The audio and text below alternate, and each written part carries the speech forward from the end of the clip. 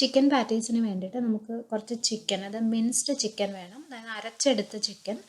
ഞാനിവിടെ 2-3 വലിയ piece chicken, boneless chicken എടുത്തു. അത് ചെറുതായിട്ടൊന്ന് കട്ട് ചെയ്തിട്ട് ഫുഡ് പ്രോസസ്സറിൽ അല്ലെങ്കിൽ മിക്സിയുടെ ജാറിലിട്ട് അരച്ചെടുത്തതാണ്. പിന്നെ ഇതിനകത്തോട്ട് ചേർക്കുന്ന ഇൻഗ്രീഡിയൻസിനൊന്നും കറക്റ്റായിട്ടൊരു ക്വാണ്ടിറ്റി ഞാൻ പറയുന്നില്ല, കാരണം അത് നിങ്ങളുടെ ഇഷ്ടം പോലെ അഡ്ജസ്റ്റ് ചെയ്ത് ചേർക്കും.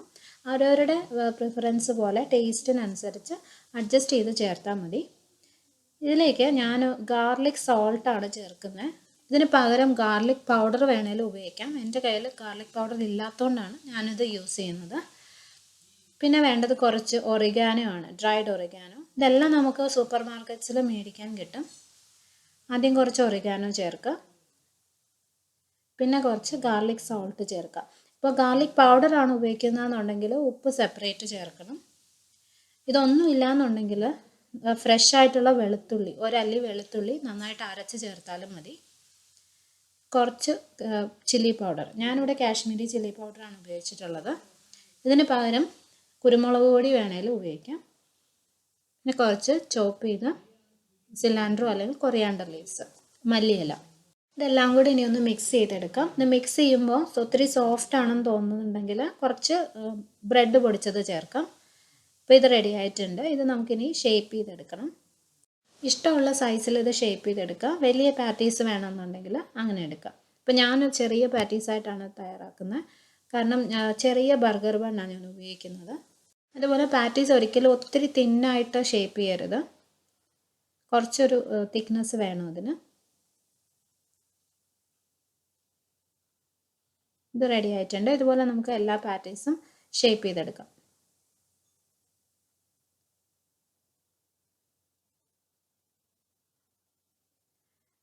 ഇനി നമുക്കിത് ഫ്രൈ ചെയ്തെടുക്കണം.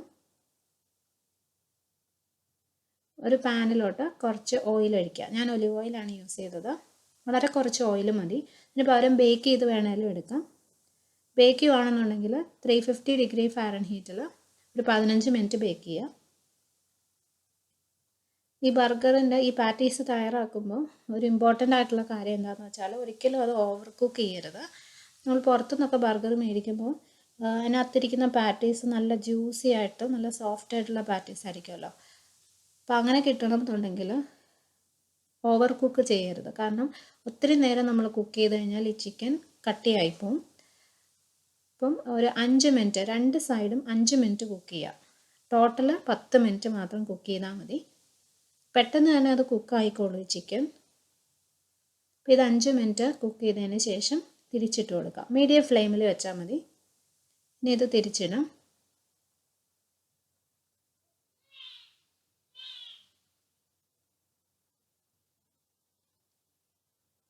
വീണ്ടും 5 മിനിറ്റ് കുക്ക് ചെയ്യുക. നമ്മുടെ ചിക്കൻ പാറ്റീസ് റെഡി ആയിട്ടുണ്ട്. ഇതിനെ നമുക്ക് മാറ്റി വയ്ക്കാം. ഇതേ പാനിലോട്ടിനി നമ്മൾ ബർഗർ ബണ്ണ് ഒന്ന് ടോസ്റ്റ് ചെയ്തെടുക്കുകയാണ്. ബൺ വെച്ചിട്ട് ചെറുതായിട്ടൊന്ന് ടോസ്റ്റ് ചെയ്തെടുക്കാം.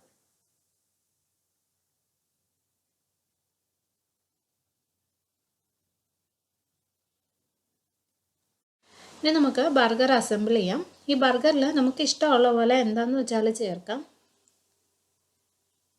അപ്പോൾ ആദ്യം ഒരു ബൺ വയ്ക്കുക. ഞാൻ ഉപയോഗിക്കുന്നത് ആദ്യം കുറച്ച് ലെറ്റ്യൂസ് വയ്ക്കുക, പിന്നെ ഒരു ചിക്കൻ പാറ്റി. പിന്നെ ഞാനിവിടെ കുറച്ച് ഹണി ബാർബിക്യൂ സോസ് ഉപയോഗിക്കുന്നുണ്ട്. ഇതിന് പകരം നിങ്ങൾക്ക് ഇഷ്ടമുള്ള ഏത് സോസ് വേണമെങ്കിലും ഉപയോഗിക്കാം, അതല്ലെങ്കിൽ മയണൈസ് വേണമെങ്കിലും ഉപയോഗിക്കാം.